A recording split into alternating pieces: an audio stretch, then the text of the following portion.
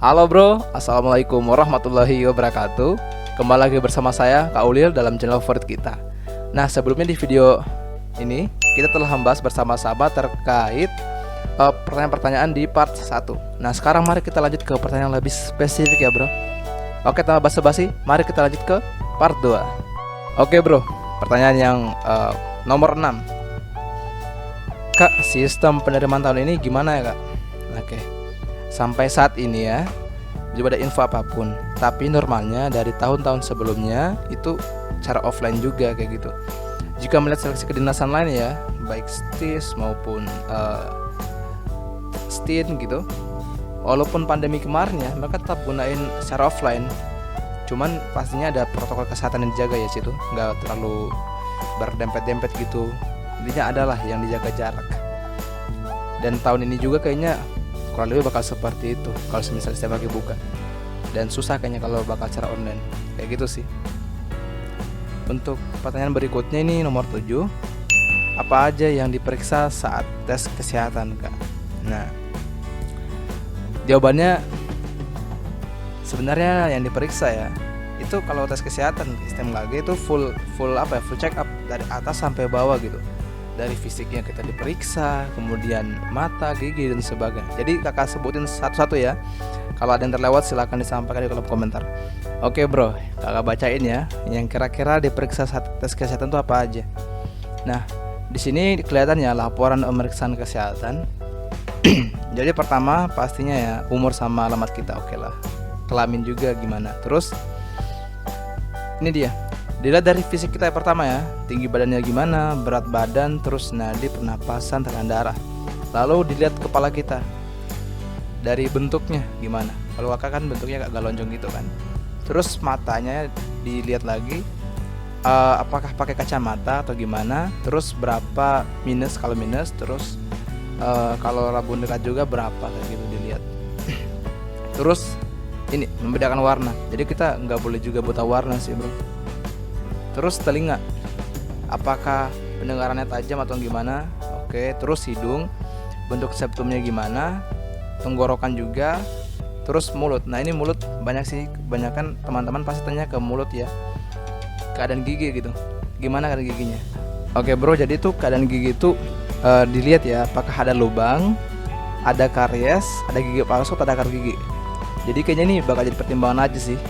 Baiknya sebelum tes itu kalian semua check up ulang. Kayak kakak yang lalu tuh sebelum tes pasti check up ulang dulu biar nanti ketika diperiksa itu normal kayak gitu. Cuman yang lucunya yang lalu ya, ketika kakak tesnya di klinik itu ternyata yang seleksi juga di rumah sakit tuh orangnya sama. Auto normal guys. Enggak ya. Terus ini bentuk leher pasti ya, dadanya, kemudian di sistem pengeluaran urin apakah ada hernia atau enggak kayak gitu. Terus adakah ambien atau enggak, ambien maksud saya.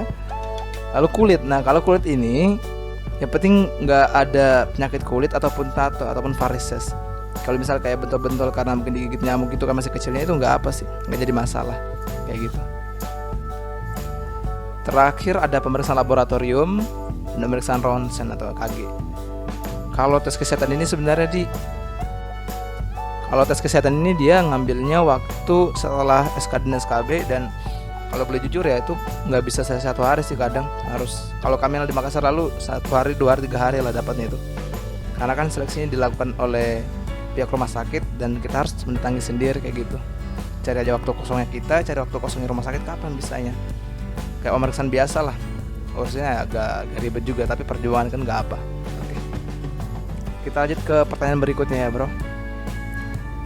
Untuk kuota penerimaan gimana ya kak? Apakah sama semua tiap tahun? Nah, untuk jawaban ini adalah tiap tahun tuh beda-beda ya bro. Sebagai perbandingan ya, tahun 2016 itu meteorologi 128 penerimanya. Yang paling sedikit adalah geofisika 30, kemudian ada instrumentasi 61 orang. Di tahun berikutnya 2017 seolah kebalik gitu, meteorologi 67, instrumentasi 123. Di tahun kakak lagi 2018 meteorologi banyak lagi nih, 112, instrumentasi 88. Dan di tahun adik kakak lagi nih 2019 meteorologi hanya 70 dan instrumentasi ada 120. Jadi ya polanya gitulah ya, nggak tetap ya, tergantung dari instansinya. Intinya totalnya itu pasti nggak bakal jauh dari 250, itu aja sih. Jadi baik berapa banyak kuotanya atau gimana, silahkan teman-teman berjuang semaksimal mungkin. Semoga kan termasuk di salah satu kuota ini ya. Oke. Baiklah, kita lanjut ke ini. Kita lanjut ke tes fisik atau tes kebugaran STMAG. Bagaimana kak? Apakah sistemnya gugur atau syarat lulusnya gimana? Nah, pertanyaannya adalah mengapa tes kebugaran itu jadi penting? Kayak gitu. Karena sebenarnya ketika kehidupan selaku taruna di STMAG kita harus bugar gitu. Kalau nggak bugar susah gitu.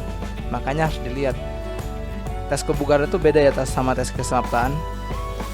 Kan kalau tes kesamaptaan kan ada kesamaptaan A dan kesamaptaan B ya. Intinya gini, kalau STMKG itu biasa digunakan adalah tes lari. Lari selama waktu yang ditentukan dalam berapa kali jarak yang telah ditentukan juga. Misalnya kakak yang lalu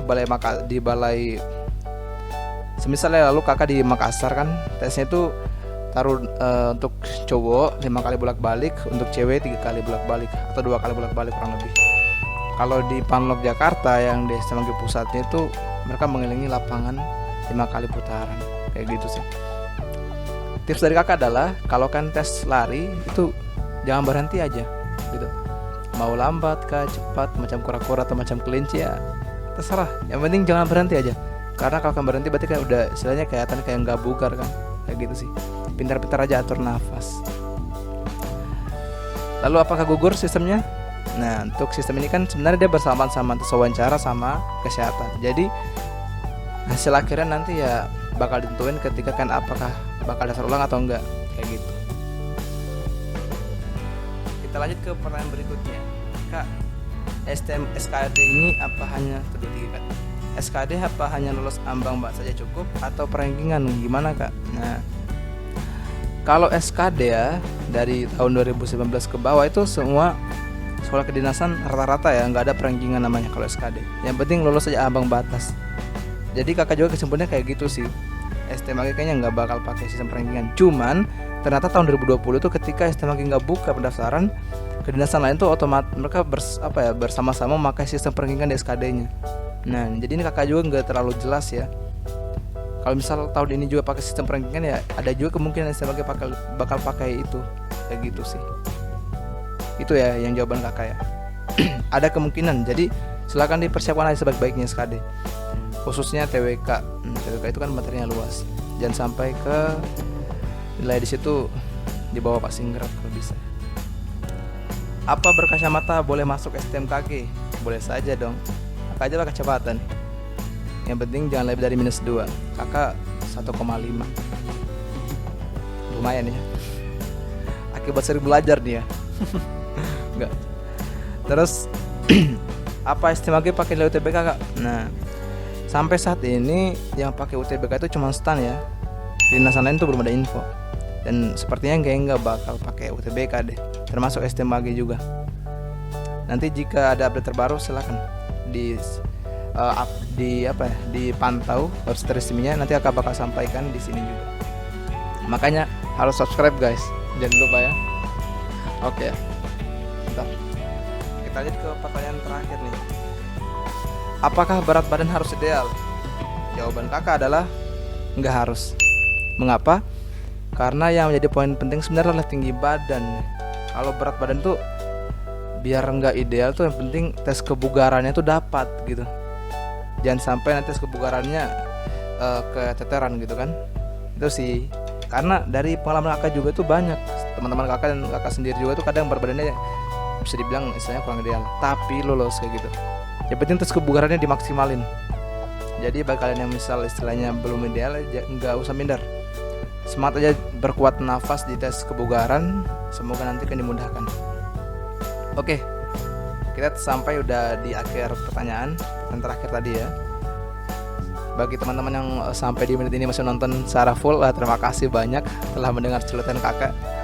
Akhir kata kakak sampaikan, jangan lupa makan, jangan lupa berdoa, semoga yang kalian usahakan semua dimudahkan. Sampai berjumpa di video berikutnya. Wassalamualaikum warahmatullahi wabarakatuh.